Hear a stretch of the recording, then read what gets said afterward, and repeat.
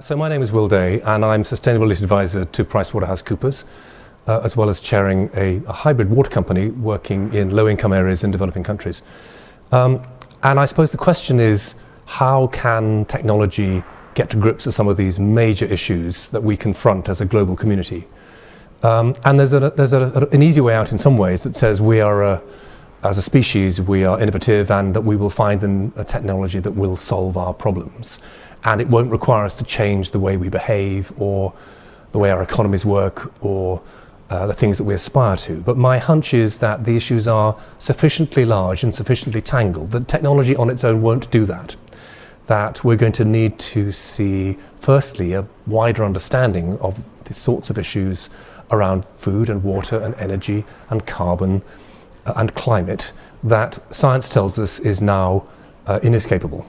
And we're going to need to understand what causes them, and people are going to need to understand what the solutions might be and to feel part of it. There's a real concern, I think, that this is seen as a luxury item, that actually becoming a society that lives within the carrying capacity of the planet is something that rich countries do.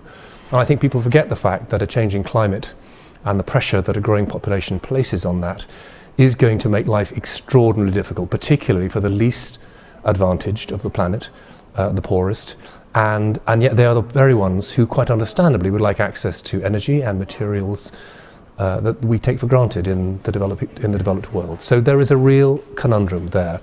What comes first? Is it growth? Is it the environment? The answer is it can't be either or. We can't ignore the aspirations of billions of people, a growing population. Neither can we ignore the pressure that consumption places on the planet. Is technology part of the solution? Absolutely it is, but only when it's linked to understanding and to the sorts of behaviour change that's going to mean that we consume and waste less and we make better informed decisions. It'll be very interesting to see how the participants in this course decide to take the challenge. They are leaders potentially, actually in many cases, and they have opportunities both in their personal lives and their professional lives and in their networks to help others understand what's needed and, importantly, to lead by example. And leadership is quite a lot about knowledge and understanding and quite a lot about example.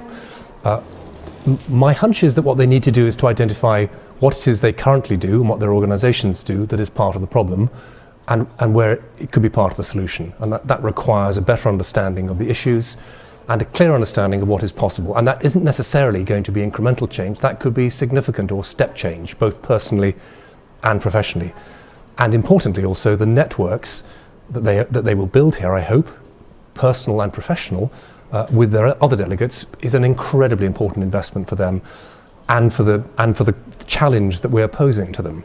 Technology doesn't require just individuals. It requires networks and organizations. It requires innovation. It requires financing. It requires delivery, policies and strategies. And if you were to take this group of people together and apply them collectively as well as individually, then I think we can make a difference.